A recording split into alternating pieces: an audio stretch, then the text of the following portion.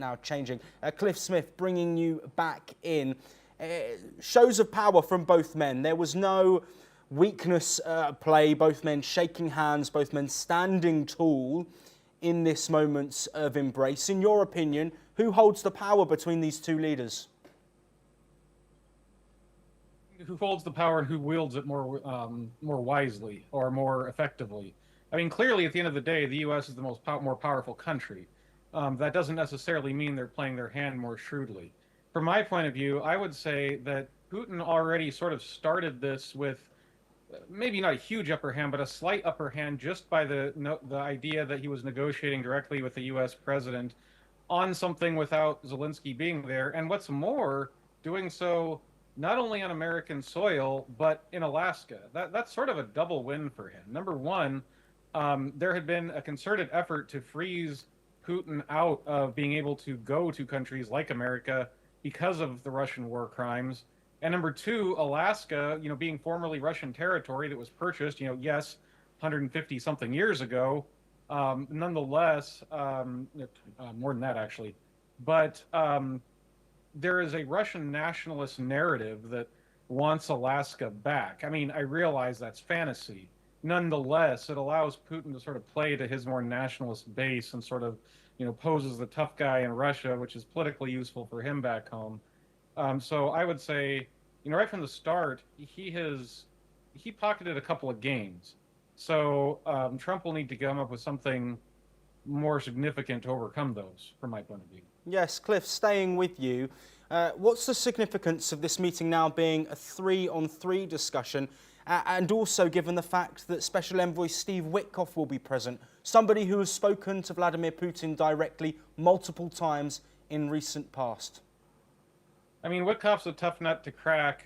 He is trusted by Trump, that's clear, but he has very little diplomatic experience. And in my view, his diplomatic experience of the past 6 months or so has been, at best, mixed.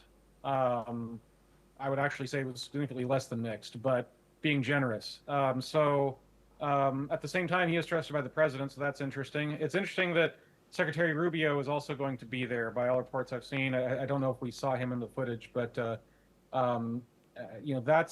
he is, if anything, sort of the opposite of Witkoff historically. I mean, he was definitely more on the hawkish side during his time in the Senate, and he has also learned, I think, better than most, which is not unlimited, but better than most, to figure out how to work with Trump to move him closer to his position. Which isn't to say that's unlimited flexibility, but it's some ability to do so. So Rubio being here, I would say, if anything, is sort of the counterweight to Witkoff. He is much more experienced. He has more hawkish views. And I think that, from my point of view, should anything good come of it, it's more likely to come from sort of Rubio's camp.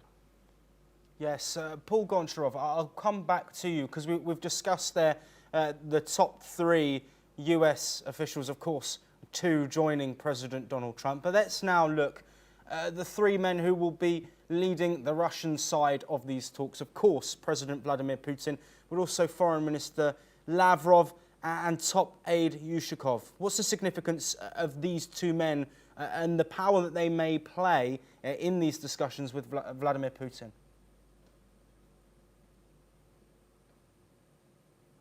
Well, while we wait for Paul to rejoin us, Daniel, I'll come to you once again. Of course, Sergei Lavrov is a key figure who has been part of many discussions, many geopolitical discussions with leaders, of course, a key ally of Vladimir Putin. What's the significance of him being part of these talks?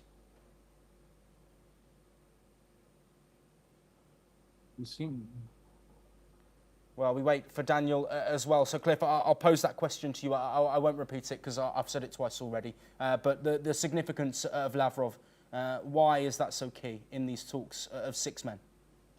I mean, he's one of Putin's longest-standing, big players in the Putin government, and he has sort of taken the lead in a lot of these sorts of negotiations. So, I mean, it certainly shows, and he's well known as being someone that is very good at sort of steering things in the direction that he wants to go through you know, hard-headedness and bluster, frankly. And so, I mean, it's an advantage to have him around from Putin's point of view. He's been one of the more effective guys from a certain point of view, again, at moving things in Russia's direction. But it also just sort of makes the optics of it bigger to have both, you know, the foreign ministers and you know, the heads of state of both countries be there.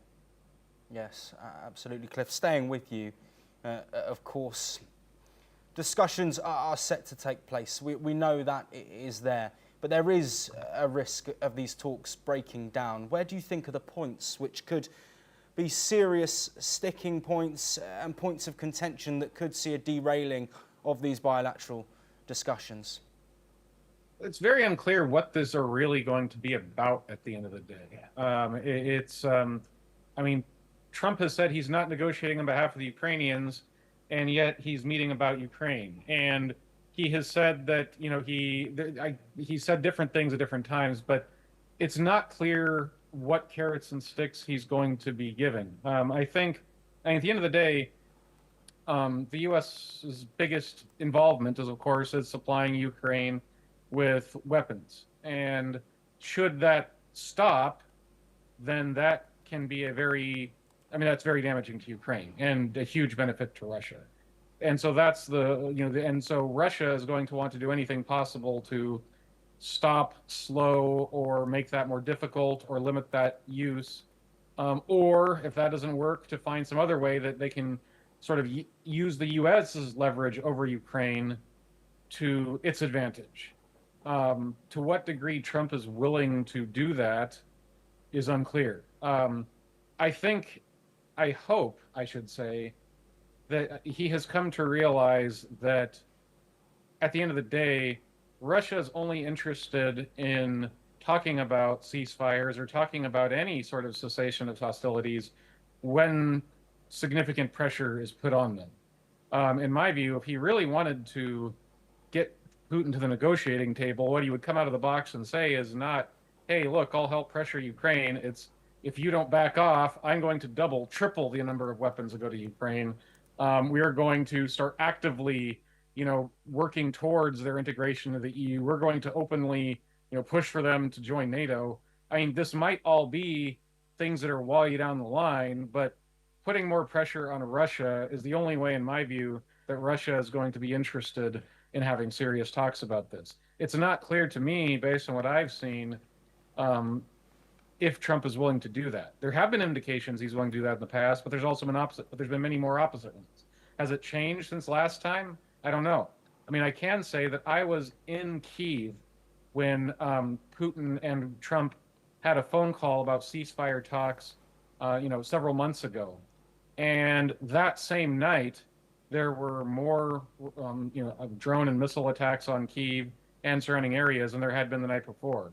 So has he learned his lesson from them? I guess we'll find out.